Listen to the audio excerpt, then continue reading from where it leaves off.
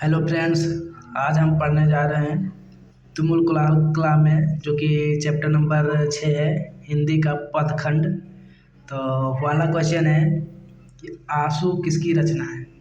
तो आंसू जो है ना, वो जयशंकर प्रसाद की रचना है। तो एक का हमारा बी नंबर राइट आंसर हो जाएगा। याद रखना है जी, एक का क्वेश्चन याद रखना है, क्योंकि इसमें हम जो परीक्षा में बार बार पूछे जाते हैं वो ऑब्जेक्टिव क्वेश्चन करा रहे हैं। ठीक है।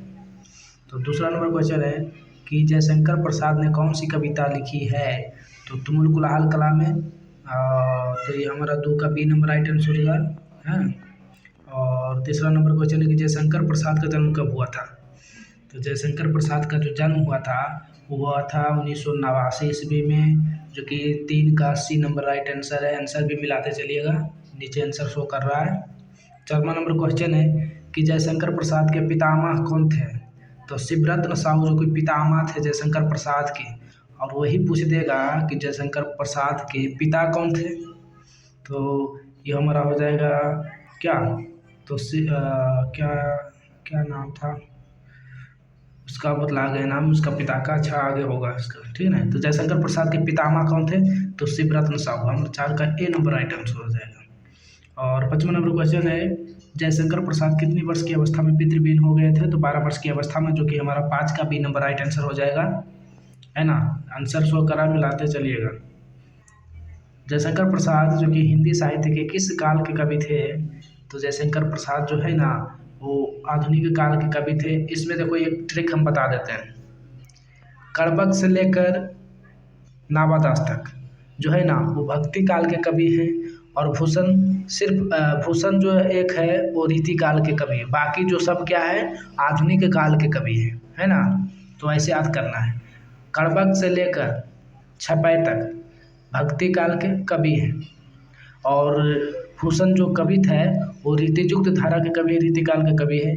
और बाकी सब है जो आधुनिक काल के कवि हैं, है ना। तो ये इसको याद रख लेना है, बता दिए हैं। जयशंकर प्रसाद हिंदी साहित्य के किस काल के कवि, तो बता दिए ना कि 6 का सी नंबर आधुनिक काल के कवि हैं।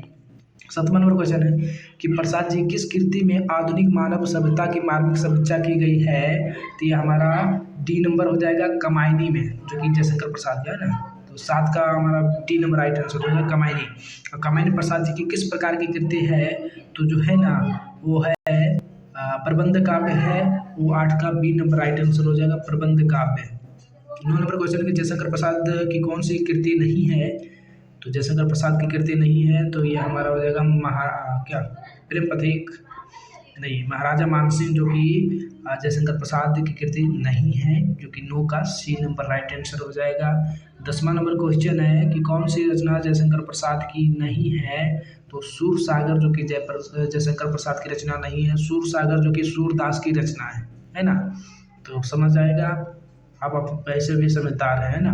कौन सी रचना जयशंकर प्रसाद की नहीं है, तो सूर सागर। 10 का बी नंबर राइट आंसर हो जाएगा। और 11वां नंबर क्वेश्चन का कौन सी रचना जयशंकर प्रसाद की है। तो जयशंकर प्रसाद की जो रचना है वो है पद्मावत की, जानकी मंगल की, कंकाल की, शिवराज भूषण। तो जयशंकर प्रसाद की रचना कंकाल है। जो कंकाल क्या है, उपन्यास है। याद रखना, कंकाल क्या है, उपन्यास है। कौन सी रचना जयशंकर प्रसाद की है, तो कंकाल। तो 11 का सी नंबर राइट आंसर हो जाएगा। 12 नंबर क्वेश्चन है कि मनुष्य का शरीर क्यों थक जाता है। मन की चंचलता के कारण जो कि मनुष्य का शरीर थक जाता है ना।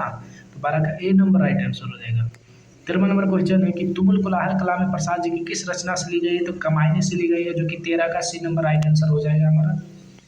और 14 नंबर है कि सजल जलपात में कौन सा अलंकार है। तो रूपक है जी। सजल जलपात बोल देगा, जैसे कि इसको याद करने के लिए बता देते हैं। सजल जलपात, जब जल से मुक्त होते हैं तभी ना हम सुंदर दिखते हैं।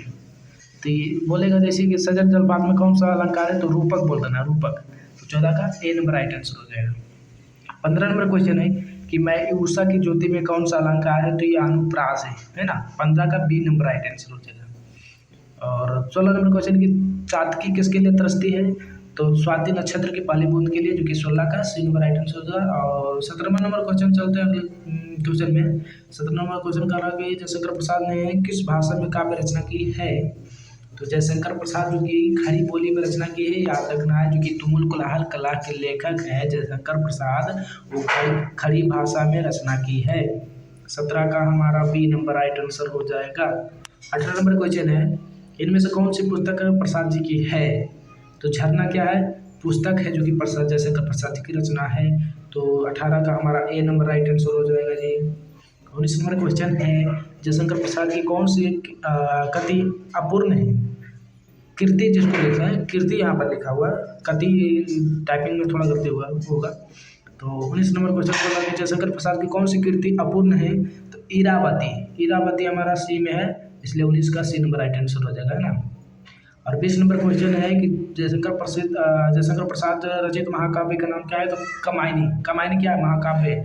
तो 20 का हमारा क्या हो जाएगा? बी नंबर राइट आंसर हो जाएगा। और 21 नंबर क्वेश्चन है कि जयशंकर प्रसाद की सफलतम नाट्य कृति है क्या? तो ध्रुववासिनी, ध्रुववासिनी जो कि 21 का सी नंबर राइट आंसर हो जाएगा।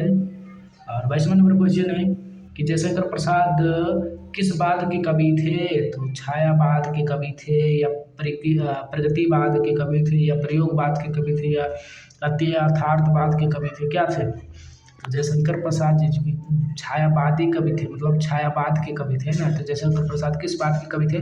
तो छायावाद के। तो 22 का ए नंबर राइट आंसर हो जाएगा। आंसर शो कर रहा है, मिलाते चलिएगा, अगर गलती भी हो जाएगा बोलने में हो जाता है एक बार, है ना। तो 23 नंबर क्वेश्चन है, जयशंकर प्रसाद जी के पिता का नाम क्या? देखो आ गया ना, यहाँ पर था कि जयशंकर प्रसाद के पितामह कौन थे? तो शिवरत्न साहू थे। लेकिन यहाँ पर पूछ दिया है कि जयशंकर प्रसाद के पिता कौन थे, है ना, पिता का नाम क्या है?